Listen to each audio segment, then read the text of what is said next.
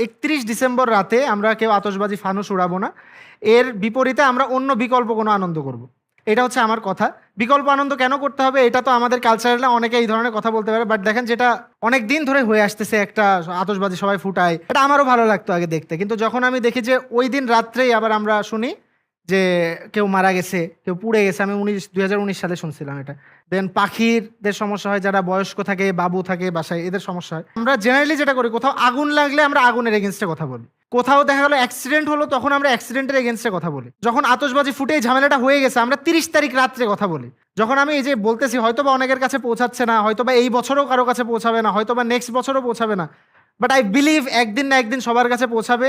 And আপনারা যারা এখানে আসেন, যারা টিভিতে দেখতেছেন, যারা ইউটিউবে দেখতেছেন, ফেসবুকে দেখতেছেন, তাদের কাছে এটা যখন পৌঁছাচ্ছে, ইনশাল্লাহ আপনারাও এটা ট্রাই করবেন, cause this is your country. একটা রাত আমরা ট্রাই করব যে অন্যভাবে করার। আমরা সবাই বাইরে বের হবো, যে কেক বিপ্লব ঘটে গেছে, আমরা কেক বিপ্লবও করতে পারি সেদিন। সবাই সেদিন নাইট ক্রিকেট টুর্নামেন্ট খেলে, সেদিন হোয়াটের শোর একটা রাত্রে একটা কোনো এপিসোড হোক বাইরে কনসার্টের মতো করে, হতেই পারে। তো আমি রিকোয়েস্ট করবো রাফসান ভাইকেও যে আপনিও এমন ইনিশিয়েটিভ নিতে পারেন কিছু একটা। স্টার্ট ফ্রম টুডে, দেখবেন যে একজন হলেও পৌঁছাবে, অ্যান্ড এটা ইট উইল বি স্টপ ইনশাল্লাহ।